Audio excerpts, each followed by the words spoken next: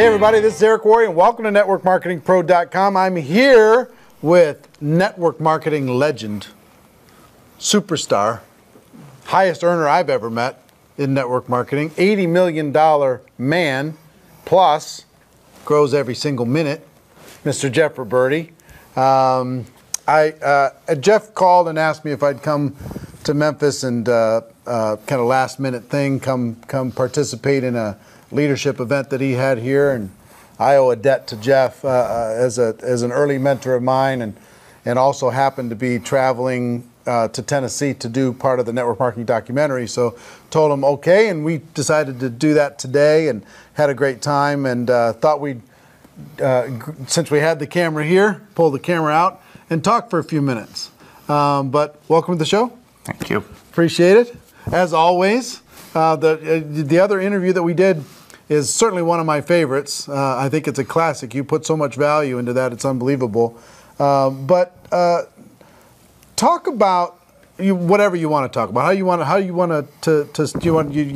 your notes here. I don't know if you. Well, I took a lot of notes today, Eric. When you did your training, it was fabulous. Thanks. Really, really good. You know, I'm a big believer of having a journal and taking really good notes and always learning, always growing. Taking it in, and not only taking notes as if you're taking notes for yourself, but taking notes as if you want to teach it. The fastest path to mastery is to not only apply it in your own life, but to teach it and share it with someone else. And what you shared today, the content was... Did some of it look familiar? I heard some of it before. It was it was packaged a little bit differently, but it was outstanding, and it was just such an honor and a pleasure and a real treat for all of us here to have you come speak at our leadership event we had this weekend. Super fun. Yeah. Super fun. Yeah. Well, we were talking today, and we were reminiscing, telling old stories, because he and I were part of the same company way back 27 years ago, 26 years ago, and there's some things that we were talking about while we were reminiscing, and one of them was the Sunday night calls. So share with people this concept of the Sunday night calls and what you did as you were growing your organization and building through a massive growth. Well, I think what we were talking about is I think you went through the 7 different skills, and as we were going through the skills, that came up as one of the inviting people, and we talked about, at least what I had shared is when you've made a decision, first of all, the most important step in any relationship is the selection process. And as an example with Cheryl, I knew of Cheryl. I didn't know Cheryl. He's talking about Cheryl Cortese. Cheryl Cortese, who you just had an interview with. And, I didn't know Cheryl, but I certainly wanted to get to know Cheryl and have Cheryl as part of the team, and was, very persistent with Cheryl to get her to at least take a look. And, one of the things I shared is, that persistence with someone, and just even like we had talked about on a Sunday night. I've always found Sunday night was a great night to call people, because psychologically they're dreading Monday morning. Most people don't love what they do Monday morning to go work for someone else. So that was So you made it a habit on Sunday night to call prospects, because you knew they were kind of like, thinking maybe negatively about going into another week of something that wasn't filling them up to their full potential. So you on purpose knew that. Yeah. So every Sunday night you just bang, bang, bang, bang, bang. Yeah. Well, I called them other nights than Sunday night, but Sunday night was kind of prime time. I knew that Sunday night, you just know that people are, they're home. Yeah. Most people. Yep. And like I said, the weekend activities the are pretty much weekend's over, and here we go into the work week, and phone rings, and a lot of times they knew it was me. It was that Sunday night call, and I was just persistent, and was able to get Cheryl Cortese in the business, and a lot of other great leaders that I recruited. Talk to me about persistence, because some people have this concept, and I think one of a little overused concept in network marketing is some will, some won't, so what next? If you share it with somebody and they say, no, I'm not interested, boom, you forget about them, you never call. Fine, they rejected me. You kind of emotionally stiff-arm them, and you move on, and you don't give them a chance. So, talk to me about, because you were talking about Cheryl over the course of 2 or 3 months. You might have called and talked to her 30 or 40 times. Yeah, I mean, I just didn't give up. 30 or 40 times, people. Okay, yeah. for a person who's earned now $25 million or so over the course of the last 27 years. Do you think that was worth doing? Yeah. And how do you keep calling and keep that moving? How do you keep it active? Well, first of all, I didn't just call her. Right. I didn't just stop with her and just only talk to her. I mean, it was, I was still talking to 10, 20, 30 plus people every day. But like I said, the most important step in any relationship is the selection process. And I had known of Cheryl and the success she had had briefly with another company, and that company she was no longer involved there. And I thought, wow, if I could get Cheryl, she's got, the skills, she's got the talent. And so I just stayed persistent with her. And finally, I got her. I came into her area. I started my campaign. I had some... But before you get to starting the campaign, tell me, what did you say? It's your interview. I guess we'll let you... What did you say? I was just getting warmed up there, I was ready to go. I'll get you back to that stage in a second. But you call her the first time, she says, I'm not interested. And then you call her the second time. What do you say? I say, why are you not interested? I don't know what I said. But then I'm just trying to say, I know you talked to her 20, 30 times.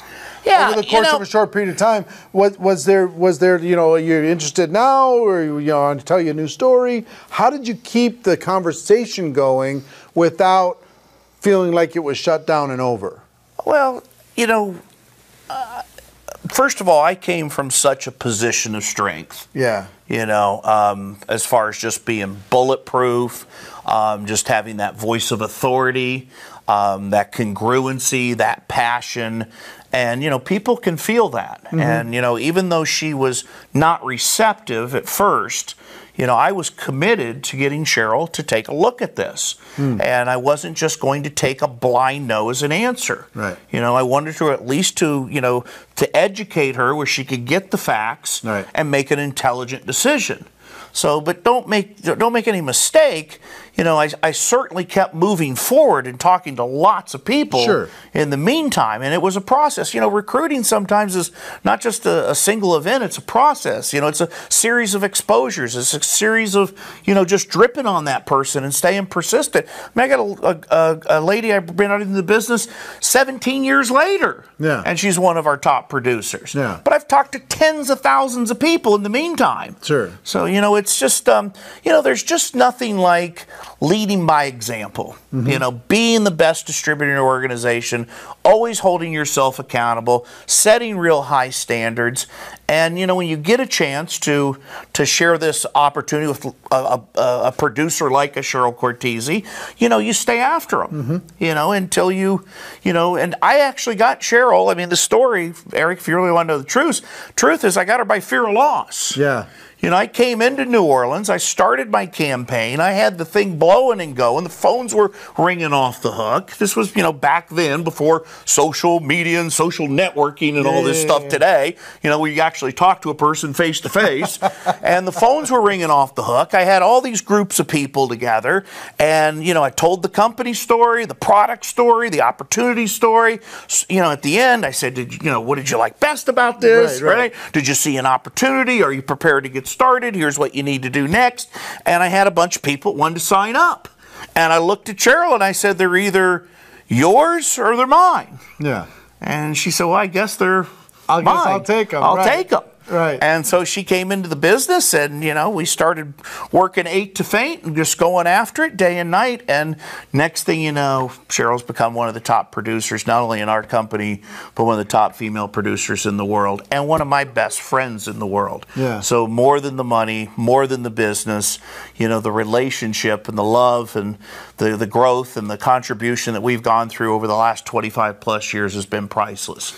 So I put a much higher price tag on that than the money. And her organization does, $2-3 million a month in business. Wow. And I get paid on a little bit of that. You know, Yeah. it's been good. It's been good. It's been okay. It's been okay. Yeah, you can that part's good too. I mean, pay the bills. Yeah, yeah. But you know, it's just it's one of those things. You know, if you want something bad enough, you know, we talk about you can go into the GoPro and get into the 90, all these things.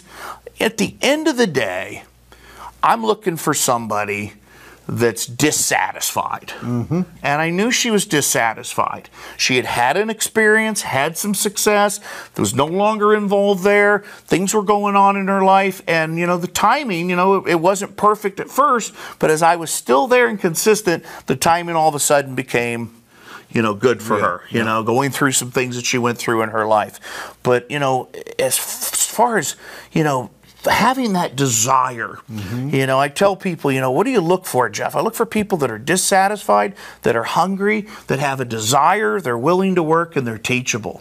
And you know, and then just going in there and not telling them what to do. Distributors don't do what you tell them to do; they do what you do. You know, and inspiring them, leading by example, and going in there and doing what I've talked about in the other interview: the tell, show, try, do. You tell them, you show them, they try it, and they do it. And you duplicate that. How am I doing so far? You're doing good, man. So many lessons in this. I want people to understand the persistence. I really do, because you are a great example of persistence for me over the period of time where I observed it and I watched as a student to a teacher type of a situation.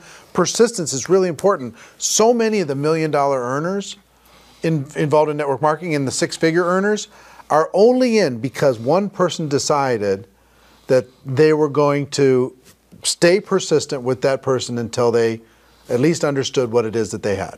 One person made a decision that says, no, I'm not going to just walk away from this person. I'm going to stay in touch. I'm going to keep reaching out. And I think that persistence message is really, really important. And then also going in and helping that person get a quick start. Getting some results, getting a product story or service story, getting a check, getting that first month, that first 30 days. Talk about the importance of that first 30-day story. Well, you know, and we talked about that today. You know, I tell people, look, do you want to go fast or do you want to go slow? You know, it's easier to be successful in life and make a fortune than it is making a living. And what you do your first 30 days in this business, you'll be telling that story for the rest of the time you're involved in your network marketing career with that company. And so, you know, there's nothing like grabbing that new man enthusiasm, launching that person, jumping into their warm market, and really getting them off to a fast start that first 30 days. And, you know, you just get really good at that. You know, one of the things I tell people is, as a leader, how do you show up? You know, showing up in a peak resourceful state, showing up, like I said, with that confidence, that enthusiasm, you know, just being bulletproof, coming in there and just saying, okay, I've got this, and I could show you how to do it. And that you know, success breeds success. You know, I've had people tell me, Jeff, if it's half as good as you make it sound, I'm in. Let's go. And you know, the other thing is people don't care how much you know until they know how much you care.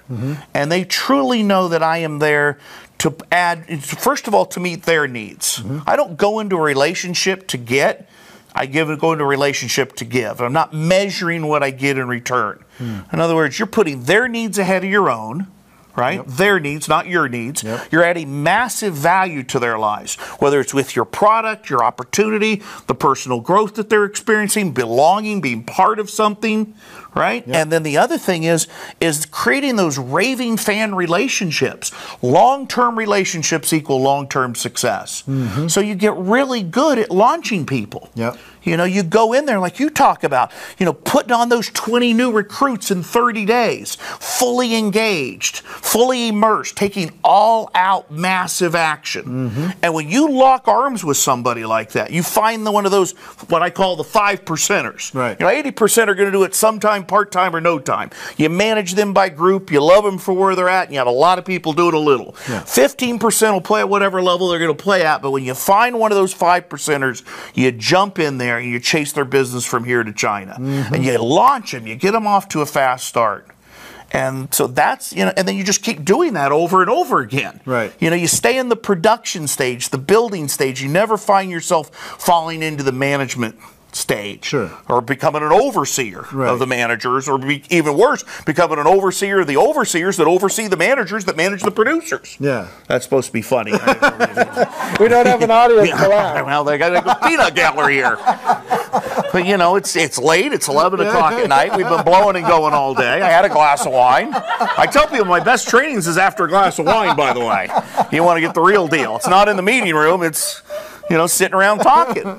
But you know, Cheryl, I got to brag on Cheryl a little bit. The thing I love about Cheryl is, you know, Cheryl Cortese, she's just got this huge heart, you know, and she's a giver. Yep. You know, that's what I was looking for. Is somebody not only has the skills, but doesn't operate from here, but operates from here. And, you know, when you find that type of person that truly give love first. Yep. And it'll come back to you. Yeah. You know, I'll give you an example. You know, I just came out on this trip, and I've been doing this now for, you know, this company for over 27 years. And just 2 weeks before I went on this trip, we had the memorial service for my brother. He had had a heart attack. He had seizures. He went unconscious, and he was on life support for 2 months. And Paulie was my best friend growing up. You know, just 2.5 years apart. You know, and I'm having talks with my mother about this, and, you know, his wife of 25 years. And it was a very, very trying time for a family. And I found myself, you know, after, you know, he finally passed away, and I was sitting at home, and, you know, and just really saying, Jeff, give this an empowering meeting. He's with the Lord. He's in a better place. There's no more pain. There's no more suffering. You know, there's peace. And it's always hardest on the living. Sure. And I found myself, you know, with my mom and his wife and the rest of the family, you know, really trying to be the rock for everyone. And then, you know, I had these meetings and these trainings lined up, and, you know, sometimes you just don't, I almost didn't go. And when I decided to go, and I went to the first meeting, I was down in San Antonio before I went up to Michigan, and now down here, and I went into the room, and I said, you know what, Jeff, go out there, be with the people, and give love first. Right. And the love that came back was overwhelming. And I realized I was exactly where I needed to be, was to take this pain, to grow from it, to become more and have more to give. Yeah. And, you know, that's when I think about Cheryl, is Cheryl and I, we do this business today because we love what we do. We get to add value to people's lives. And there's so much emotional and spiritual revenue that we receive with these relationships and this love and this growth. I mean, you're always the happiest in life when you're growing, aren't you? True. When there's progress. Progress equals happiness. You know, when you get to contribute, when you put, you know, make an impact, do something that counts in life, something that matters, you know. And so the thing that I love about Cheryl is we decided years ago not to retire from our business, but to retire into our business. Yep. You know, and, you know, when I went through some health challenges myself a few years ago, and, you know, and I got a second chance, and I said, you know what, Jeff, never let your comfort get in the way of your calling. Never forget where you came from. Never forget the day that you filled out your application and what it meant to you. That somebody cared enough about you to share this product or service, to share this opportunity, and how it changed your life. So today we play at the level we play at out of inspiration, because we truly want to give back.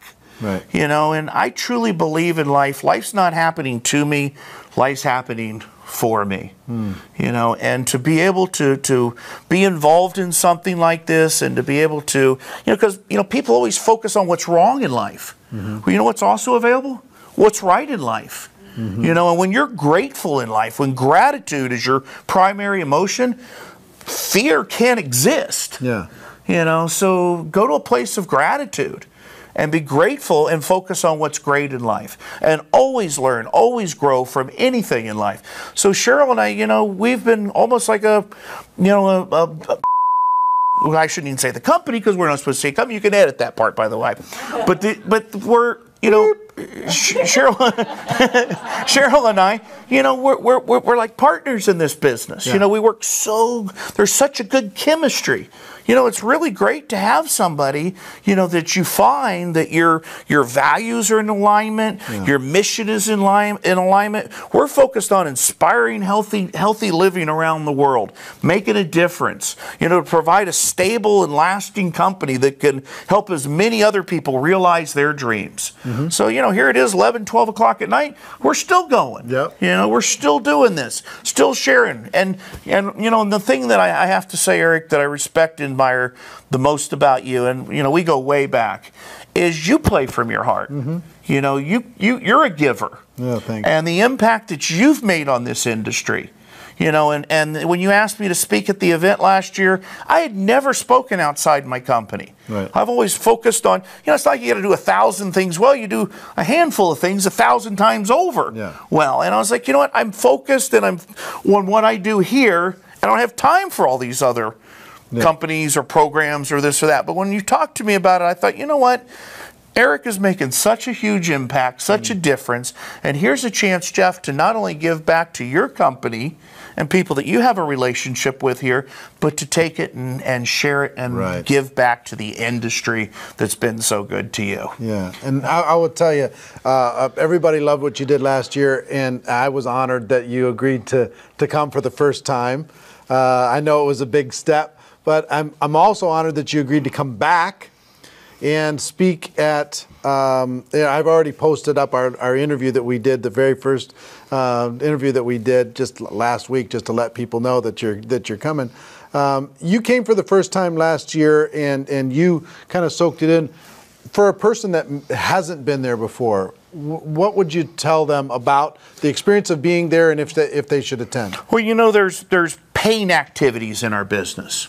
We all know, you know, what the paying activities are. Paying? Paying. Oh, I thought it sounded like pain. No, paying. P-A-Y-I-N-G. Yeah. Okay, got it. I'm speaking English over here, by the way. Okay. I understand. Paying Sometimes activities. I don't speak English. I mean, paying activities. Yes. The paying activities is what? Sharing your product, sharing your opportunity, building relationships, the follow-up, the events. You know, there's paying activities. Mm-hmm. Well, one of the non-negotiable paying activities is, of course, your company, if they have a conference, you learn to master these major impending events, whether it's the Super Bowl or the World Cup for your company. Right. But now, with what you're doing, that is a non-negotiable paying activity. Yeah. People come to that once a year. They spend the 2, 3, 4 days fully immersed in that. And you know, I remember what Jim Rohn said, Jeff, no one person has all the answers. Gather from many sources and take it all in, and then find out what works for you. Blend it in. But that event, the GoPro, your once-a-year mastery event that you put on, is a non-negotiable paying activity. You go there. You take the notes, you play full out, you'll leave there with a PhD in direct sales, network marketing, social marketing, whatever you want to call it, and you'll come out of there on fire. You'll be flying so high you won't even need a plane to get home after leaving there. What did you feel about the event being safe? Like people weren't recruiting? You know what? That's the other thing I respected, the way you put that on. And you laid the rules out. You said this is a non-recruiting environment.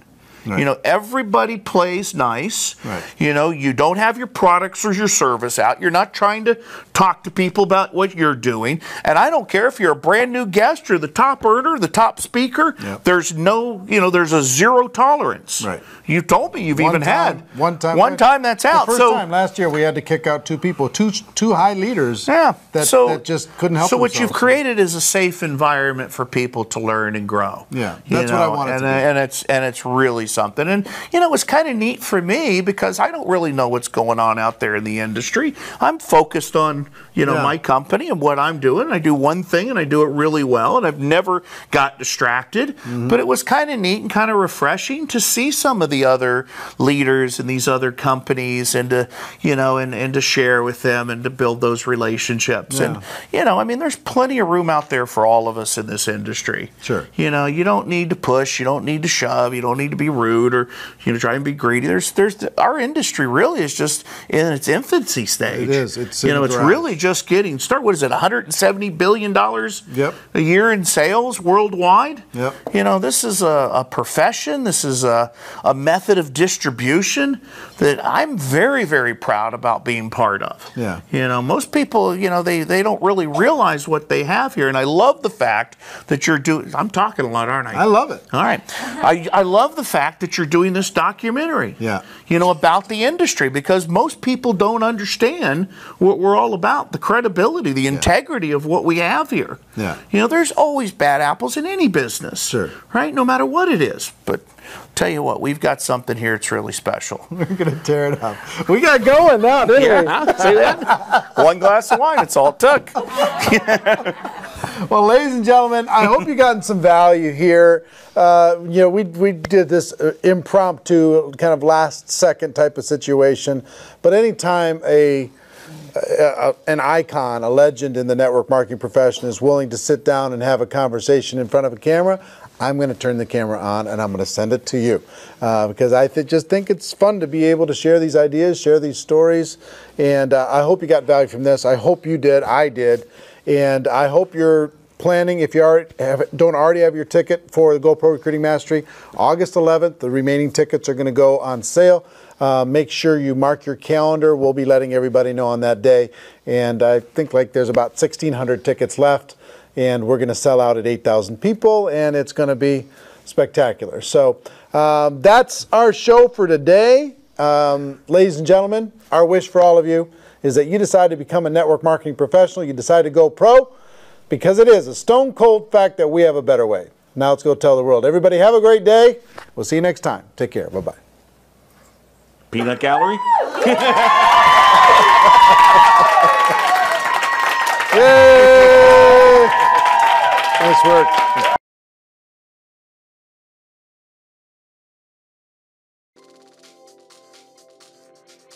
As a Nu Skin distributor, you never have to worry about the technology systems that keep your business running. With our innovative IT solutions and secure high-speed data technology, you can focus on your business with the confidence that every minute of every day, we are here to ensure your business operates smoothly. Imagine having to calculate sales tax, income tax, and currency conversion on every transaction, all while trying to run your worldwide business. With our global seamless compensation plan, you don't have to. Our systems do the work for you. Our systems gather all Nu Skin transactions from around the world to ensure that every one of your transactions is included in your commissions payment. The order information arrives here at the Global Network Operations Center.